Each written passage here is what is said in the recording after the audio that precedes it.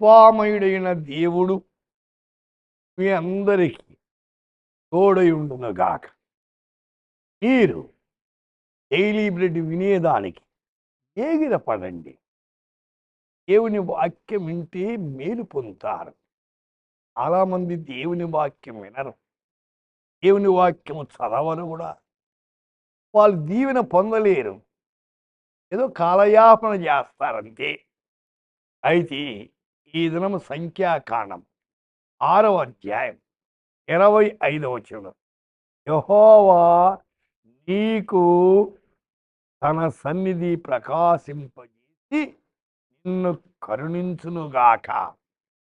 May the Lord be kind and gracious to you. यहोवा तुझ पर अपने मुख का प्रकाश चमकाए और तुझ पर अनुग्रह करे. బాగా గమనించండి. ఇక్కడ యెహోవా తన సన్నిధిని ప్రకాశం, సన్నిధి అంటే ఆయన ప్రసన్నత. మోషే దేవుని సన్నిధిలో 40 దివారాత్రులు కనిపెట్టాడు.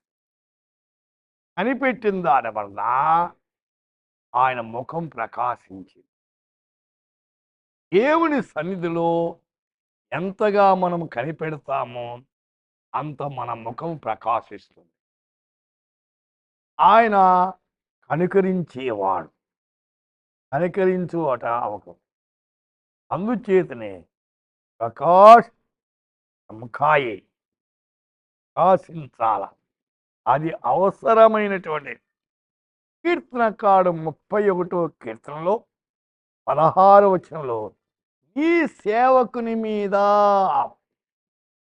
ఈ ముఖకాంతి ఆశింపచే, నీ కృపచేత నన్ను రక్షించు.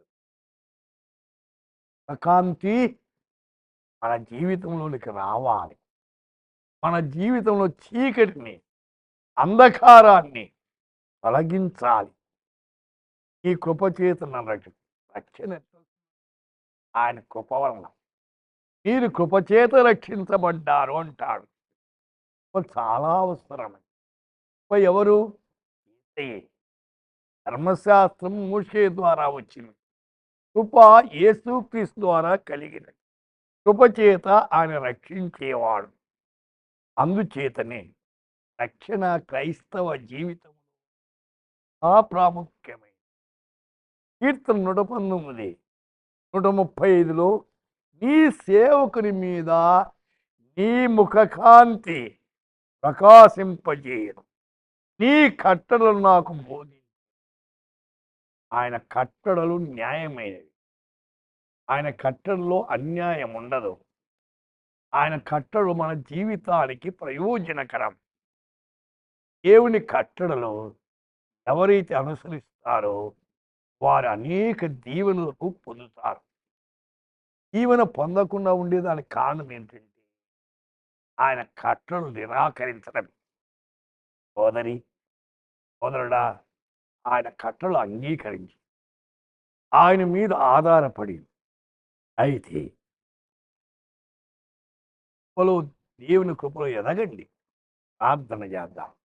ప్రభువా, నీ కట్టడలు అనుసరించి ఇంటున్న శ్రోతలు ప్రకాశించేదాన్ని కృప చూపించమని యేసు నామమున ప్రార్థిస్తున్నాం.